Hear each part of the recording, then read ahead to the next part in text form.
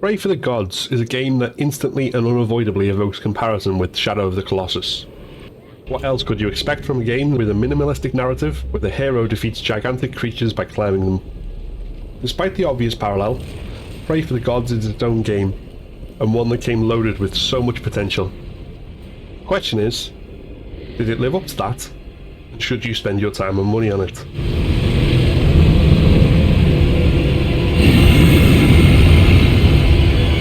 Hi everyone, I'm Phil, and you're watching UnCapt Gaming. I've been really excited for a long time to play this game, and from the outset I was really rooting for it. Praey for the Gods is the product of No Matter Studios, a Kickstarter-funded 3-man development team. Given the limited resources available and the small size of the team, it has to be said that what they've created since launching in 2014 is an artistic marvel. This game looks stunning, with a visual style all of its own that perfectly complements the mythic setting. The sound design is incredible, both in terms of the score and the sounds that make the frozen landscape come to life. If you play it on a PlayStation 5, as I did, it also fits as well as any game with the DualSense controller's haptic feedback and adaptive triggers, adding for an extra level of immersion. However, the game is available for Xbox and PC, and the lack of those features shouldn't detract from the game significantly. There are some common, recurring glitches when playing through, but I'll tackle those when it comes to gameplay. The world is in an ice age, with humanity in its last days. Our only hope is if someone can hunt out the gods and defeat them by ringing the bells on their gigantic forms and set us free. The story is minimalistic, to the point that our hero doesn't even have a name. This, oddly, works to evoke a sense of mystery and grandeur to the myth that this game is delivering, as does the fact that the only dialogue, in an unrecognisable language and decipherable only through subtitles, is from the cryptic oracle figures we encounter after defeating the first boss. These oracles and the wolf who brings us back to the game's hub after every kill are our only companions, helping to further sketch out how desolate and lonely is the landscape we find ourselves in. The only other narrative devices are artifacts left by those who came before, brief notes offering clues and hints, but spelling nothing out. This may feel unsatisfying to some, but it was one of the things that drew me into the game. As much as grand narratives can be great in delivering a deep human story, so this story's skeletal form makes it feel more like a true myth, leaving the player's imagination to fill the space between the hero and the gods she battles. Unfortunately, it's once we get to gameplay that the cracks in what might have otherwise been a masterpiece begin to show. Praey for the Gods isn't just a game about defeating gigantic monsters by climbing them, it's also an open world game and a survival game. These two elements don't work in its favour, and it isn't difficult to wonder whether the mechanics of the god combat could have been improved by not having to compete for dev attention with those two other elements. The open world looks gorgeous, while it feels desolate and lonely, no doubt intentionally. But it's when the desolate loneliness creeps into the gameplay that enjoyment suffers. It's very easy to get lost in this game. The open world element means that you can tackle all bosses bar the first in any order you choose, but equally it means that you may not be able to find those bosses. Having defeated the 3rd through 7th bosses, I was still none the wiser where the 2nd was, and spent an inordinate amount of time wandering through empty scenery and wondering where the hell I was. There are things to do in the world.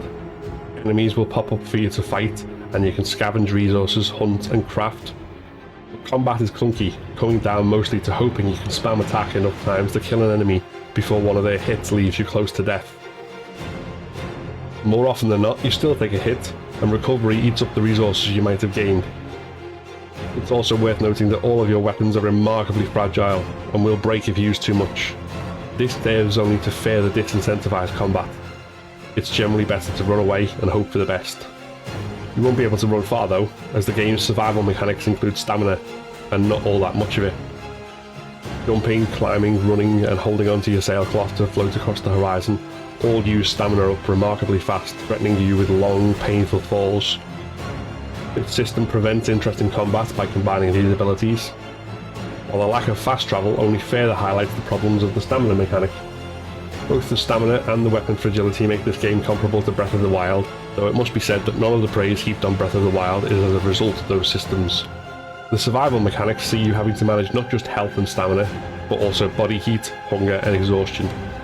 This might work well in a game specifically about surviving in a harsh winter wasteland and provide a compelling challenge.